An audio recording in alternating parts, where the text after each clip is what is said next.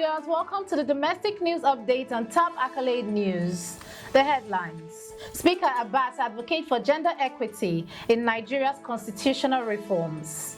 Federal government urges states to implement new 70,000 naira minimum wage.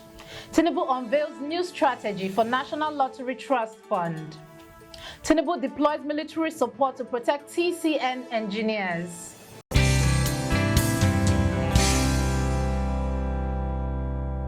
In politics, Speaker Abbas advocates for gender equity in Nigeria's constitutional reforms. Nigeria's House of Representatives Speaker Tajudeen Abbas has reaffirmed the nation's commitment to promoting gender equity through significant constitutional reforms. He highlighted the urgent need to empower women as both a moral obligation and a strategic economic necessity. Abbas proposed key reforms including special legislative seats for women, joint ticketing in elections, and equal citizenship rights for foreigners married to Nigerian women, drawing inspiration from countries like Rwanda and South Africa, which have successfully implemented gender-inclusive policies. Noting the stark underrepresentation of women in Nigeria's National Assembly, with only 20 out of 469 seats held by women, he emphasized this gap reflects institutional barriers rather than a lack of capable candidates. Abbas called on First Lady Remi Tinubu to spearhead an advocacy campaign across all 36 states to support these vital reforms, urging stakeholders to embrace the transformative role women can play in shaping Nigeria's future. Shifting focus to economy, federal government urges states to implement new 70,000 naira minimum wage. The federal government is calling on states that have yet to implement the new national minimum wage of 70,000 naira to commence payments immediately. Senator George Akume, Secretary to the Government of the Federation, emphasized the administration's commitment to ensuring fair wages to all workers during a recent briefing at the Presidential Villa in Abuja. This initiative, spearheaded by President Ballon, aims to foster collaboration among federal, state, and private sector representatives to finalize wage standards. While several states, including Edo and Lagos, have already begun payments, the government is urging all others to comply swiftly as rising costs continue to impact the value of the new wage. Still in economy, Tinubu unveils new strategy for National Lottery Trust Fund. President Bola Tinubu has announced an ambitious 4-year strategic plan for the National Lottery Trust Fund, aimed at enhancing economic opportunities and driving socio-economic development across Nigeria. During the unveiling at the State House Banquet Hall, represented by Secretary to the Government of the Federation, George Akume, Tinubu emphasized the administration's commitment to empowering communities and fostering valuable skills among citizens. The plan introduces a revenue assurance platform to ensure Nigerians benefit from the gaming industry, which the President recognized as vital for national progress. Tinubu praised the collaborative efforts of stakeholders in the lottery sector, highlighting the importance of working together for impactful change. He urged all involved to unite in making a lasting difference in the lives of rural communities, aligning with his administration's renewed hope agenda for a more empowered and engaged Nigeria. Now in energy, Tinubu deploys military support to protect TCN engineers. In a decisive move to restore electricity in northern Nigeria, President Bola Tinubu has offered the deployment of the Nigerian Army and Air Force to safeguard engineers from the Transmission Company of Nigeria, TCN, as they work to repair damaged transmission lines.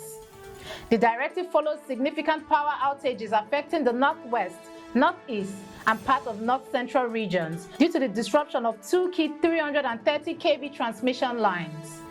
During a recent meeting with the Minister of Power and the National Security Advisor, Tinubu expressed his concerns over the widespread blackouts that have crippled social and economic activities and called for urgent action to ensure the safety of the engineers involved with the repairs.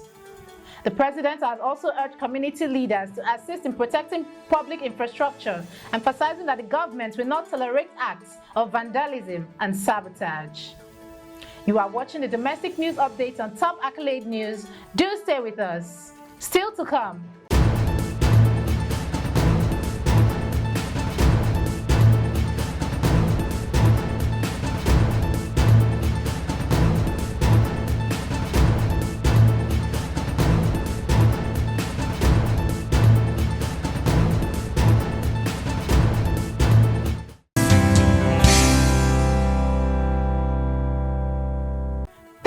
staying with us.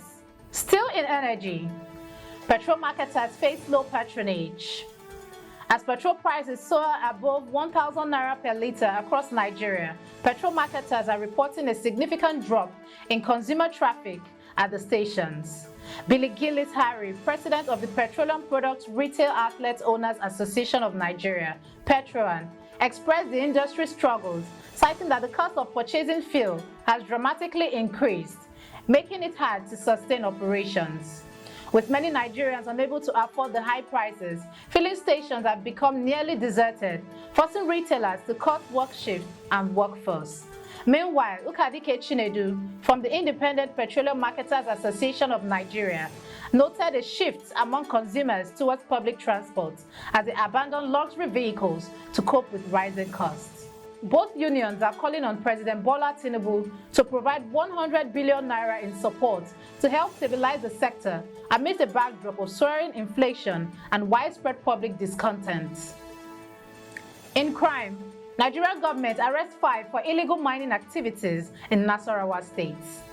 Dele Alake, Nigeria's Minister of Solid Minerals Development, announced the arrest of 3 Chinese nationals and 2 Nigerians in Nasarawa State. The suspects were apprehended at an illegal mining site in reaffirmed Abbas, Aguada, where they were found extracting minerals such as fluorite, zinc, lead, and tin without lawful authorization. The operation, which began in 2021, has reportedly led to a substantial revenue loss for the federal government.